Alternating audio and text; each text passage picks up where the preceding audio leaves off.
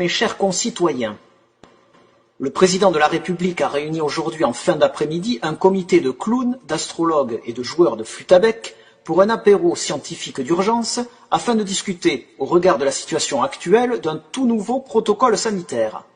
À compter du mardi 32 février à 26h75, les écoles seront entr'ouvertes.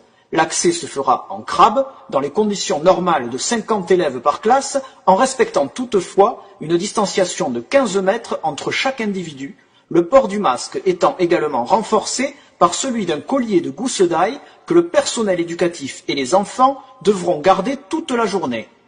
Les commerces dits non essentiels seront dans l'obligation d'ouvrir 24 heures sur 24 et 7 jours sur 7, mais ne pourront évidemment pas accueillir de public. Concernant les activités extrascolaires, les sports de balle ne dépassant pas la taille d'une pastèque resteront praticables à la condition de ne jamais entrer en contact avec le ballon. Les jeux de raquettes seront quant à eux autorisés avec des moufles. Pour les personnes en télétravail, ils pourront continuer à se rendre au bureau entre 5h12 et 5h14 du matin en montgolfière ou à dos d'âne. Les dromadaires seront tolérés pour les territoires d'outre-mer.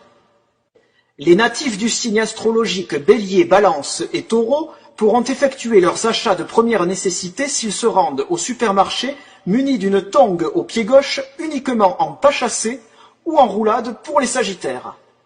Pour les personnes nées entre 1834 et 1956, une année bissextile, qui souhaiteraient promener leur canard après 23h30, ils devront se munir d'une dérogation signée par le pape ou la Sainte Vierge. Par ailleurs, dans un souci d'apaisement, la chanson de Serge Lama « Je suis malade » sera retirée des programmations radiophoniques et des plateformes de téléchargement. Les fans du chanteur seront, quant à eux, placés immédiatement en garde à vue, et ce jusqu'à nouvel ordre. Enfin, en ce qui concerne le vaccin, au vu de la pénurie actuelle, il a été décidé que celui-ci serait remplacé par la protection d'un marabout en téléconsultation sous la forme d'un mail magique dont le contenu devra être récité à la pleine lune par tous les Français qui le souhaitent.